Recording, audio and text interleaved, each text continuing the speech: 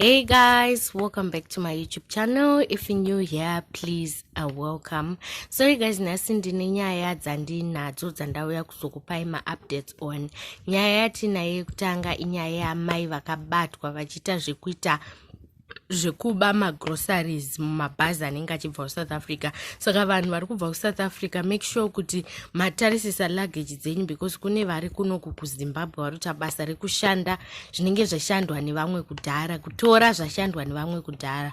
So mai ava zvavanoita hanzi vanokwira mubhazi ragusvika and then voburuka vonyepedzera kunge vakutotora luggage kunge munhu abva nebhazi kuSouth Africa vototora luggage dzenyu. Imi pamunozosara maakubvunzana kuti ko mabhegi akashota mabhegi so ivo vanenge vatotakura zvinhu vatoenda. Saka chandikatya mazeni chekuti mai ava she's not young, munhu wechikuru, ndamai vakuru chaivo. Saka handisi kuziva kuti kutambudzika here kwatiri kuita muZimbabwe, ikonomi yedu here iri kudhiraivha vanhu even vechikuru kuti vasvike pastage yakadaro, kuba zvinonyadzisa zvekuti unosvereredzwa neZimbabwe yese, kunzwa kuti amai vako vabatwa vachiba. It's so very embarrassing, zvinhu zvinonyadzisa uye zvinhu zvinokatyamadza ukatarisa zera ramamava. And then toenda panyaya yechitu. Nyaya yechitu ina Apostle Chiwenga. Hakuna forgiveness inosvika pakuregerera mukadzi anenge ahura.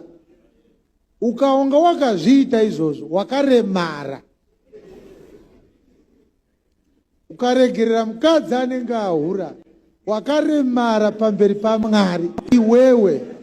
So of late pana anonzi Mosquito mukadzi wake akabatwa achichita, ndobva Mosquito ati nini mukadzi wangu ndomuregerera ndobva amutora bheki. Tobva taita nyaya yevamwe baba zvekare vakaenda kuStar FM, mukadzi wavo vakamubata achichita, ndobva vamuregerera mubva vati ndomutora bheki. So Apostle Chiwenga vakazouya vakazoreisa point yavo yokuti murume anoregerera mukadzi anenge aita upombwe akaremara. Saka nyaya iyi inyaya yandinetsa zvakaomesesa zvakaomarara because there is a time that I read the Bible and I got to understand kuti it is written kuti mukadzi anorambira upombwe chete. Saka mukadzi akaita upombwe anorambwa, ndozvakanyorwa neBhayibheri. Saka I want you guys to comment down below kuti what's your take on the issue of mukadzi anenge abatwa achiita upombwe, mukadzi anenge achiita anofanira kuitwa sei? Because Apostle Chiwenga vari kuti hakuna murume ari normal, ari in the right senses anoregerera mukadzi anenge abatwa achiita upombwe. Comment down below. Then manga mati mainzwa here minimum wage muZimbabwe. Hanzi the government has set 150 US as the minimum salaries employers should pay their employees. Saka kana mamusati machinzwa icho chasvika. And then Maloti, all know Maloti, former girlfriend yaWindsor. Hanzi akarova musikana akudanana naWindsor izvezvi kusvika akuwara.